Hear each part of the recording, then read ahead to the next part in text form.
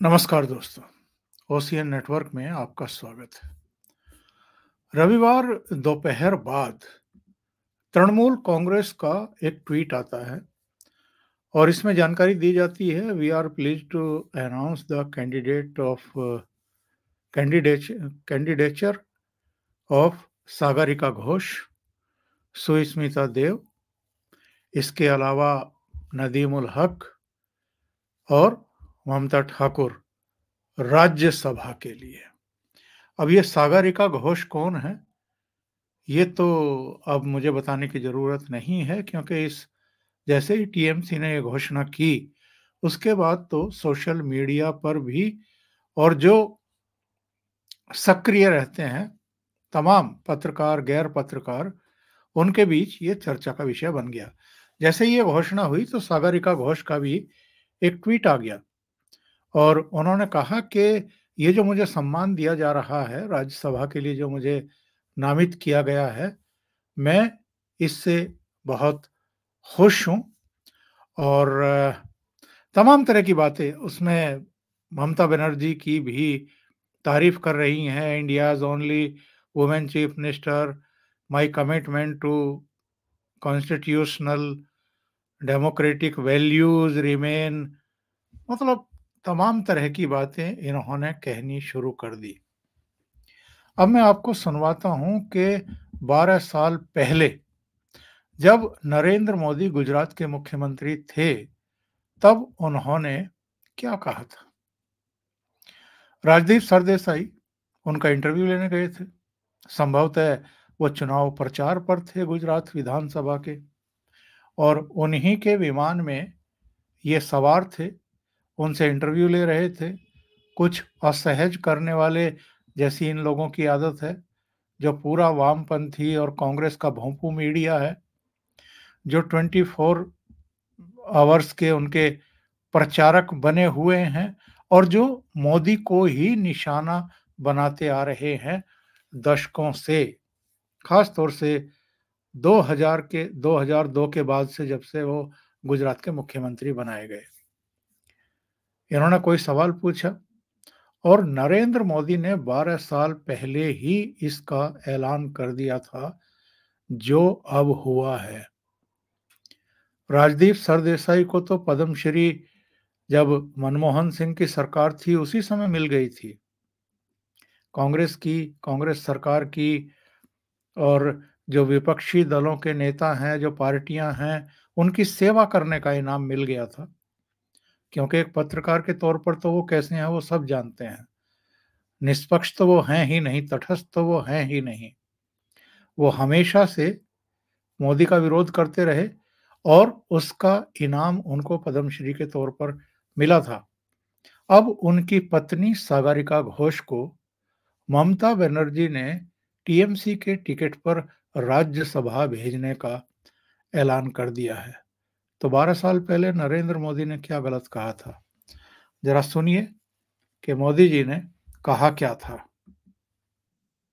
किस तरह से आप देखते हैं? मैं राजदीप सरदेसाई को शुभकामनाएं देता हूं कि वो पिछले 10 साल से इस मुद्दे के भरोसे जी रहे हैं। इसी मुद्दे के भरोसे सुनना पड़ेगा भाई जी, बिल्कुल। इसी मुद्दे के भरोसे उनकी रोजी रोटी चलती है जी। और मैंने सुना था कि मोदी को गाली देने वालों को राज्यसभा की सीट मिलती है, मोदी को गाली देने वालों को पद्मश्री मिलता है, पद्म भूषण मिलता है। तो मेरी राजदीप सरदेसाई को शुभकामना है कि आप अपना ये अभियान जारी रखिए और आप भी। राजदीप सरदेसाई को पहले ही पद्मश्री मिल चुकी है और उनकी पत्नी सागरिका घोष को अब ममता बनर्जी की ममता मिल गई है। उन्होंने उनको इनाम दिया है और राज्यसभा की सदस्यता दे दी है। कौन है सागरिका घोष? ये राजदीप की पत्नी है, ये तो मैंने बता ही दिया है। इसके अलावा इन्होंने इंदिरा गांधी पर भी एक पुस्तक लिखी हुई है, जिसमें इन्होंने इंदिरा गांधी को मोस्ट पावरफुल प्रधानमंत्री बताया था। Vajpayee India's most loved PM, एक इन्होंने ये भी लिखी थी, why I am a liberal. 2 उपन्यास इनके हैं। इसके अलावा इनका कुछ और परिचय भी है, वो मैं आपको बता देता हूं संक्षेप में, फिर हम आगे बढ़ेंगे और इनका दोगलापन उजागर करेंगे पति पत्नी का। सागरिका घोष के बारे में ये जानकारी है, 1964 में ये पैदा हुई थी 8 नवंबर को। भारतीय पत्रकार हैं, कॉलमिस्ट हैं, लेखिका हैं। She has been journalist since 1991 and has worked at the Times of India, Outlook, or Indian Express. She was a prime time anchor of BBC World, on Question Time India, and on the news network CNN IBN. CNN IBN में इनके पति यानी राजदीप सरदेसाई भी editor रहे हैं और ये भी वहां पर उनके साथ ही काम करती थी। अब मैं आपको बताता हूं कि इनका एक और भी परिचय है, और वो परिचय क्या है वो थोड़ा सा आपको और जरा जानकारी देगा इनके बारे में। एक भास्कर घोष हुए हैं IAS, Indian administration service 1960 batch के, और ये दूरदर्शन में डायरेक्टर जनरल भी रहे हैं। भास्कर घोष की ये बेटी हैं और जाहिर है राजदीप सरदेसाई ने इनसे शादी की है, तो राजदीप सरदेसाई भास्कर घोष के दामाद हैं। और मैंने देखा है गुजरात। मैं आपको एक क्लिप और सुनवाने से पहले थोड़ी सी जानकारी दे दूं। पहले प्रणव राय, जो एनडीटीवी बाद में उन्होंने खोला था, वो दूरदर्शन के लिए काम करते थे, उनके लिए कुछ प्रोग्राम वगैरह बनाते थे। उनकी टीम में कौन कौन थे ये आप सब जानते हैं। उनमें अर्णब गोस्वामी भी एक दौर में रहे हैं, उनमें राजदीप सरदेसाई भी रहे हैं, कई बड़े बड़े चेहरे रहे हैं। अब एनडीटीवी में तो सब किस विचारधारा से ओतप्रोत थे उस समय, वो मुझे बताने की आवश्यकता नहीं है। दूरदर्शन में रहते के लिए काम करते हुए भी राजदीप सरदेसाई और उनके गुरु यानी एनडीटीवी के सर्वे सर्वा प्रणव राय पर क्या क्या आरोप लगे थे वो सब बाद में लंबी चौड़ी जांच बैठी थी। हम आज उधर नहीं जा रहे हैं, उस पर फिर कभी बताएंगे आपको। लेकिन भास्कर घोष और प्रणव राय और राजदीप सरदेसाई और भास्कर घोष की बेटी सागरिका घोष एक पूरा घालमेल, एक पूरा नेक्सस, ऑब्लिगेशन का एक पूरा दौर, एक सहयोग का मतलब एक पूरा वातावरण उस समय हुआ करता था। ये कहाँ रही है ये मैं आपको बता चुका। अब कॉलमिस्ट हैं, इंदिरा गांधी पर इन्होंने पुस्तक लिखी है, ये भी मैं बता चुका हूं। और एक दौर था जब किसी ने इनके बारे में लिख दिया था कि साहब आपको राज्यसभा का टिकट ऑफर हो रहा है या होगा या कभी राज्यसभा जाएंगी, तो इन्होंने उसका मजाक उड़ाया था और ये कहा था कि साहब लिख करके रख लीजिए, ऐसा कभी होगा नहीं। अब क्या क्या इन्होंने अतीत में कहा है। इन्होंने कहा कि जो पत्रकार है वो बड़ी चीज होती है, राज्यसभा क्या होती है। और इनके पति ने भी, राजदीप सरदेसाई ने एक प्रोग्राम में जब सौरभ द्विवेदी ने पूछा इनसे कि लोग ये राजदीप सरदेसाई ने कहा कि लोग राज्यसभा क्यों जाना चाहते हैं। नरेंद्र मोदी काल में तो पार्लियामेंट की अहमियत ही खत्म हो गई है। तो भैया सवाल पूछे गए ही लोग। अब अंकुर सिंह ने पूछा है कि फिर सागरिका को राज्यसभा में क्यों भेज रहे हो। ये सागरिका हैं, ये राजदीप सरदेसाई के साथ हैं और ये एक बड़ा चर्चित इंटरव्यू ममता बनर्जी का इन्होंने लिया था। और ममता बनर्जी इस इंटरव्यू के दौरान एक स्टूडेंट के द्वारा एक असहज क्वेश्चन पूछने पर कितनी उखड़ गई थी कि वो वहां से इंटरव्यू बीच में ही छोड़ करके चली गई थी। मैं आपको वो सुनवा देता हूँ। My question is that do you think how these recent women cases are being crime cases are being dealt with, is it dealt in a right way? There's another question on the same topic from Tanya Bhardwaj. Can we get that question in? I'm from Presidency College, and you just spoke about goons and how you don't support them. Well, ma'am, the conduct of certain people like Mr. Madan Mitra and Orabul Islam, they have left a bad taste in the mouth for most of us. It has disturbed us, and people in power should be acting in a more responsible way, ma'am. I must tell you, you are a CPM cadre. This team, you only 50% here. Out of 50%, you tell me who are asking the question. There are so many things. No, there are so many things. These are the three issues. CPM and Maoist, they are working together. They are the Maoist cadre. I am telling you. We're coming to lots of other issues. This is wrong. I am not. I cannot reply the CPM question. They are the Maoist students. You can ask their all the details. I am sure they are asking the Maoist question and the CPM question. They are the CPM cadre. I am not going to get any reply. I'm a common student. Girl, sorry to say, you belong to CPM union event. SFI cadres you are. You are SFI cadres. These are university students. So what? University, there are so many universities. They have selected. They selected only for Maoist organization. No, I'm sorry. Okay. I am interested. No. Okay. I am not. Okay, this is a different. No.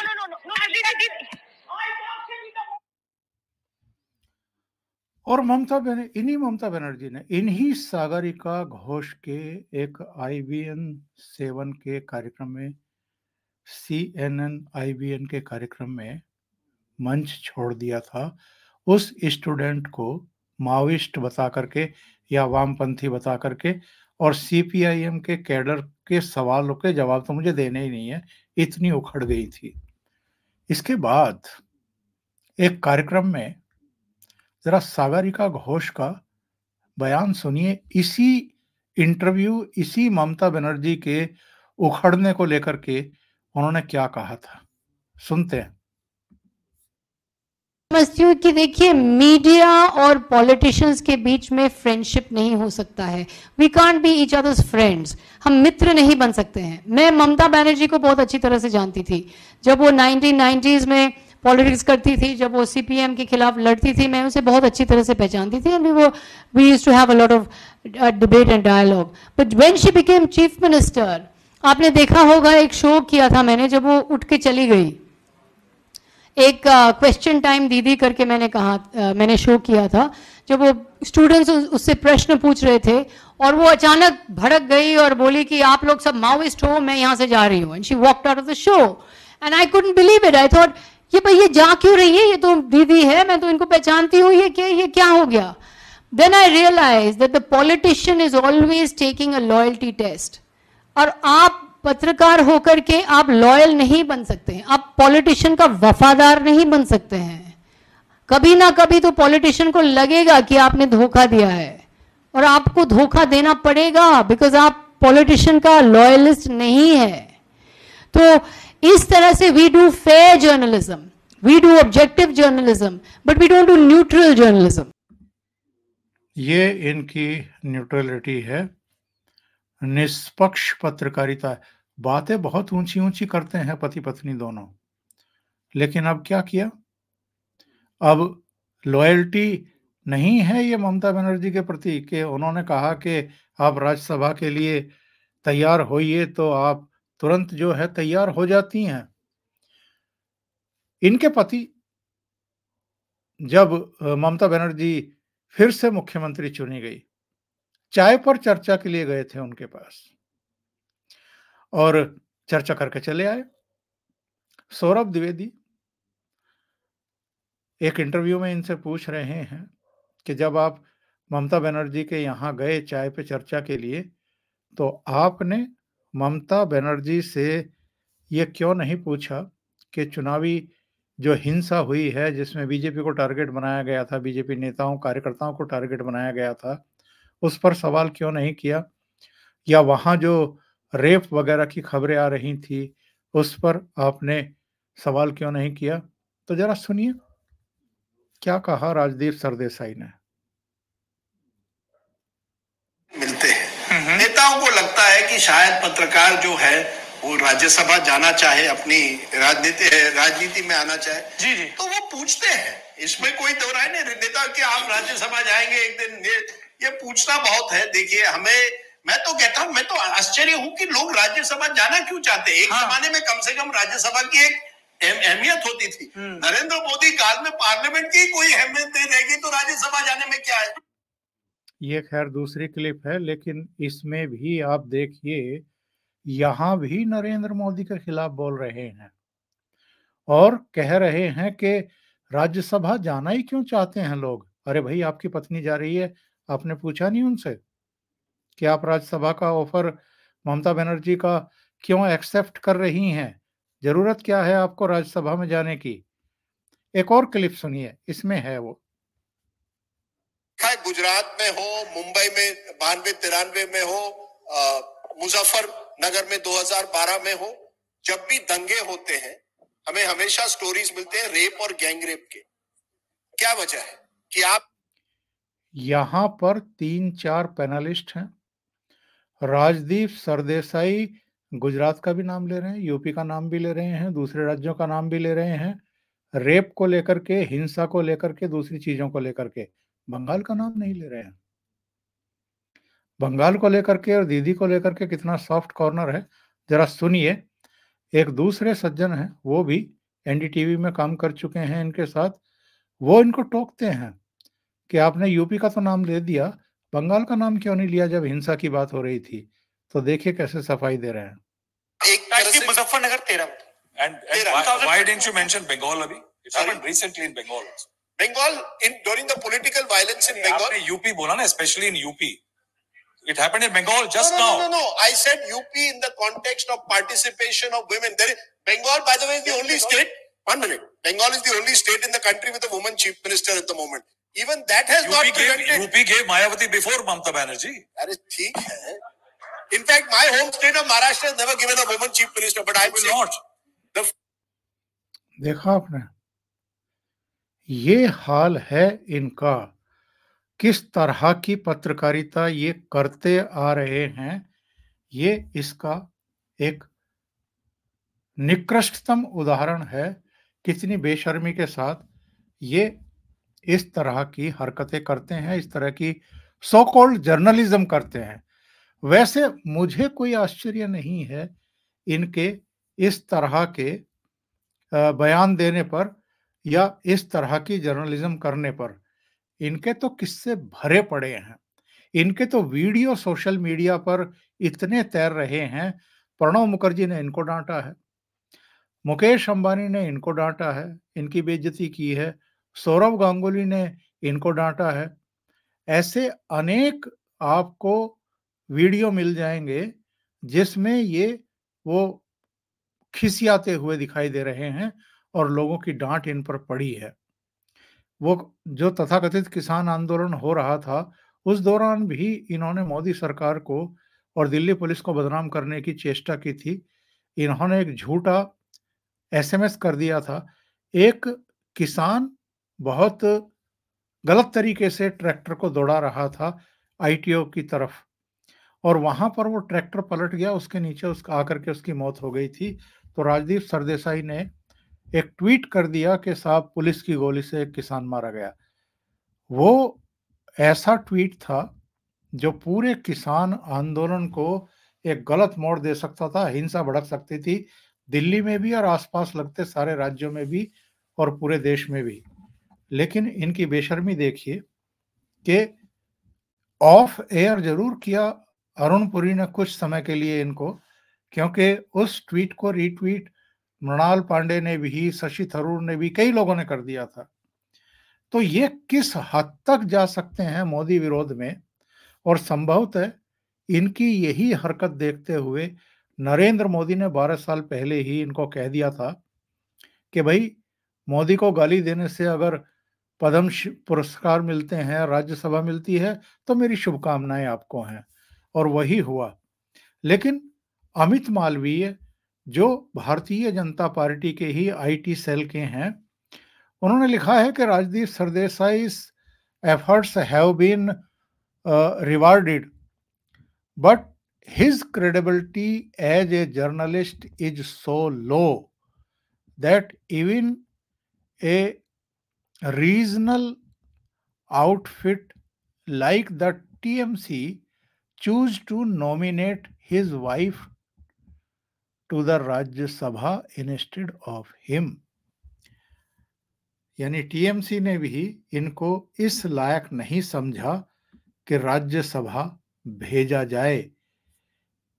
इनके बजाय इनकी पत्नी को उन्होंने राज्यसभा भेजने का फैसला कर लिया। ये वो सवाल जो सौरभ द्विवेदी ने इनसे पूछा था कि when you met Mamata Banerjee did you question her about her the violence killing of BJP कार्यकर्ताज in West Bengal? Rajdeep Sardesai, if I would have asked her that question, I would not have got the Rasgulla. So Rasgulla was the code word of Rajya Sabha seat. Ajit Anjum ये खुद मोदी का विरोध करते रहते हैं, RSS का विरोध करते रहते हैं, योगी का भी, लेकिन इनका एक ट्वीट आया कि एक सरकार की नीतियों का विरोध करते करते दूसरी सरकार या पार्टी से अगर तोहफे में राज्यसभा की सीट ले लें तो ये बेईमानी के सिवा कुछ नहीं। ये भी सेटिंग और गेटिंग का ही दूसरा रूप है। पत्रकारिता पर लेक्चर देते देते सागरिका घोष टीएमसी से राज्यसभा की सीट पा गई। उम्मीद है अब कम से कम पत्रकारिता का पाठ नहीं पढ़ाएंगे। अभी के लिए इतना ही। बहुत बहुत धन्यवाद। अगर आपको ये चैनल और इसके कंटेंट पसंद आ रहे हैं तो लाइक करें, कमेंट करें, वीडियो को शेयर भी करें। अभी तक अगर आपने ये चैनल सब्सक्राइब नहीं किया है तो सब्सक्राइब कर लें और साथ में लगे बेल आइकॉन को दबा दें ताकि आगे आने वाले वीडियो और उनके नोटिफिकेशन आप तक पहुंचते रहें। बहुत बहुत धन्यवाद। नमस्कार।